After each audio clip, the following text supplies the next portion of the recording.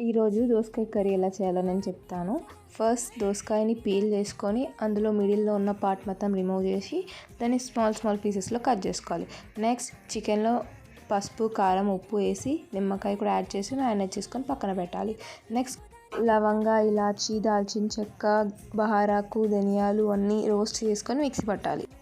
పక్కన పెట్టేసి ప్యాన్లో ఆయిల్ యాడ్ చేసుకొని జీలకర్ర, ఆవాలు, బహారాకు, దాల్చిన చెక్క, లవంగాలు యాడ్ చేసి ఆనియన్స్ వేసుకోవాలి. ఆనియన్ ఫ్రై అయ్యాక అల్లం పేస్ట్ వేయాలి. తర్వాత పసుపు యాడ్ చేసి కొంచెం సేపు అలా వేగనిచ్చాక చికెన్ యాడ్ చేసుకోవాలి.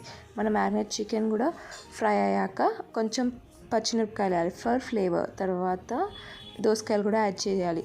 తర్వాత టమాటో యాడ్ చేసి కొంచెం ఉప్పు, కారం వేసి మిక్స్ చేసుకోవాలి. అది కొంచెం ఉడికాక అందులో వాటర్ పోసుకున్నాక అందులో గరం మసాలా, ధనియాల పొడి, కస్తూరి మేతి యాడ్ చేసుకోవాలి. లాస్ట్లో కొత్తిమీర, పుదీనాతో యాడ్ చేసుకుంటే అంతే, అయిపోతుంది.